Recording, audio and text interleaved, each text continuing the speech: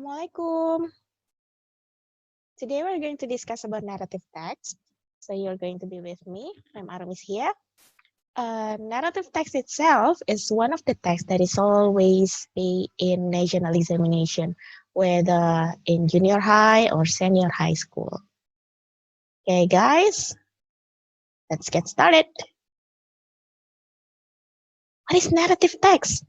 Ya, narrative text sendiri itu adalah cerita, bisa written atau spoken, tapi karena kita di sini mengacu pada soal-soal ujian ya, biasanya, maka pasti written atau tertulis.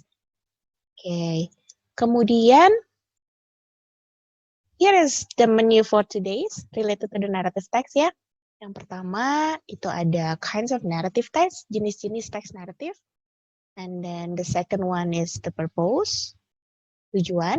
And then the third one is the structure, atau struktur organisasi teks. And then number 4, it's about the language features. Okay, before we start, I have a quote from Albert Einstein.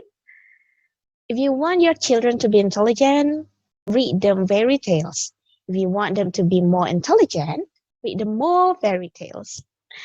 Why, ma'am? Kenapa harus ada fairy tales di sini? Nggak harus sih.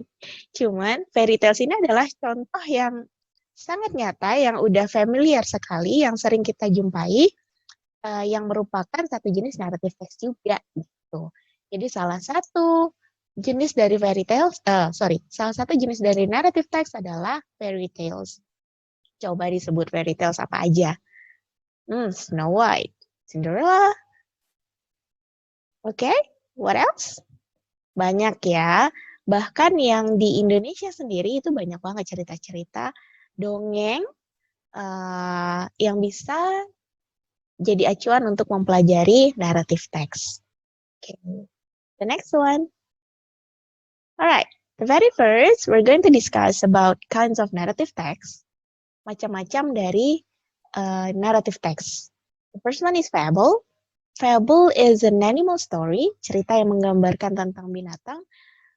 Pernah kalian dengar atau baca tentang si kancil?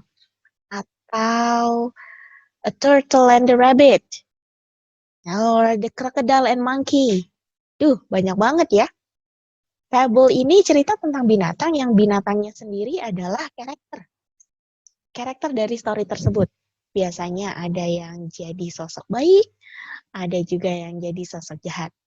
Kemudian in the end, nanti akan ada lesson yang bisa didapat dari cerita yang udah dibaca atau didengarkan. That is fable.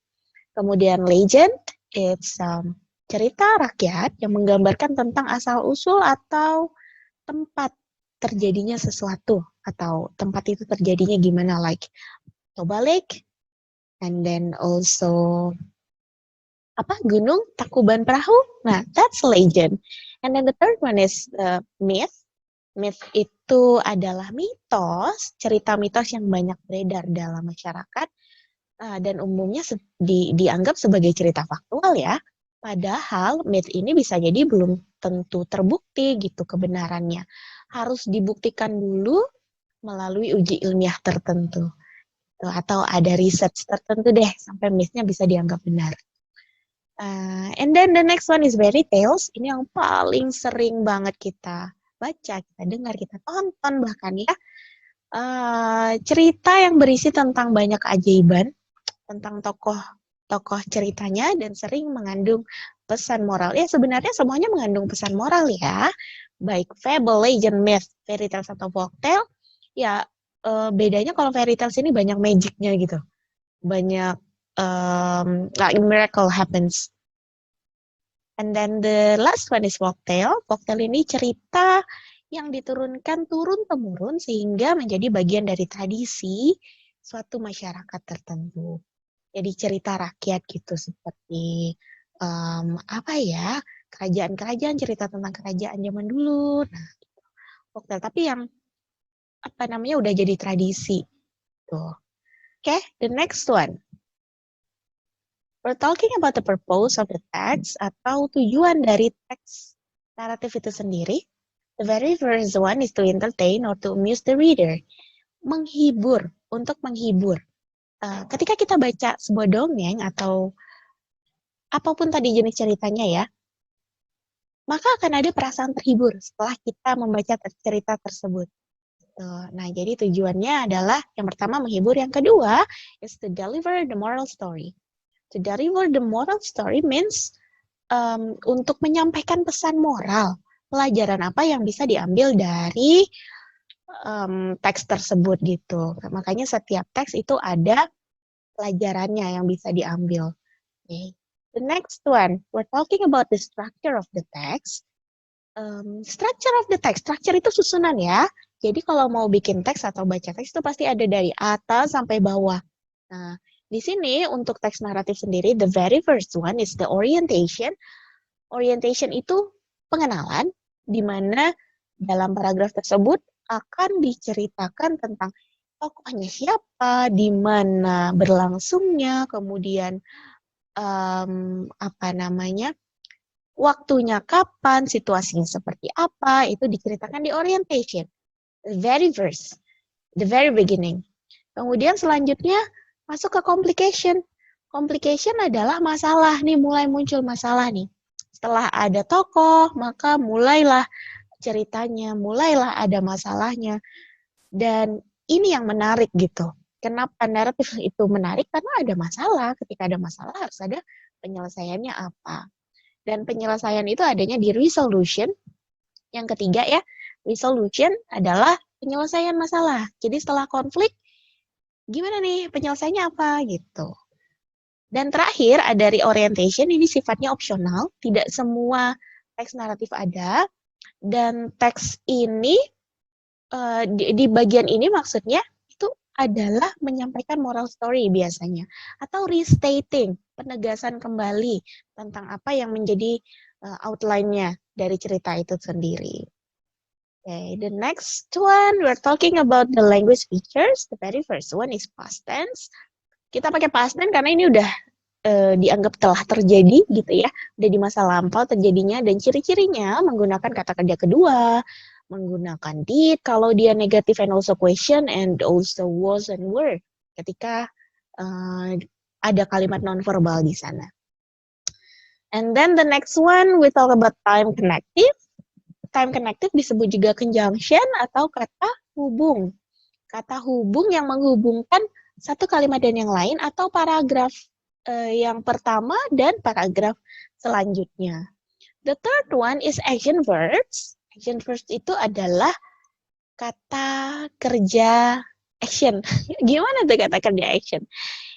Kata kerja action ini adalah kata kerja yang ada activity-nya gitu. Kan ada ya kata kerja yang cuma berlangsung di otak kayak thinking verb, like I think. Itu nggak kelihatan gitu action-nya. Sedangkan kalau di sini action verbs itu semua kata kerja yang perlu action gitu, perlu tindakan nyata dilihat gitu. Okay, the next one is saying and thinking verb juga ada. Ada said, spoke, answered, thought, etc. Okay, ini yang paling utama ya yang bisa dilihat di narrative text gitu. Yang paling penting adalah penggunaan kata kerja kedua atau unsur-unsur past simple yang lain. Okay. The next one, this is the example of the narrative text. Paragraf pertama, ini adalah orientation ya. Once upon a time, waktunya kapan? Tidak diketahui, once upon a time. There was a girl named Bawang Putih. She lived with her stepmother and stepsister named Bawang Merah. Jadi karakternya di sini ada Bawang Putih, ada stepmother, stepsister, namanya adalah Bawang Merah. Conditionnya, Bawang Putih's life was sad. Jadi atmosfernya ini tidak menyenangkan gitu. Sad dianya. Kenapa? Karena her stepmother and her stepsister treated Bawang Putih badly and always ask her to do all the household chores. Oke, chores itu pekerjaan rumah. Karena diperlakukan dengan tidak adil, dengan buruk, maka her life was really sad. Nah, kemudian kita masuk ke paragraf kedua yang merupakan konflik atau complication ya. Nah, di sini dari one morning sampai let's check it out. Bawang Putih was washing some clothes in the river.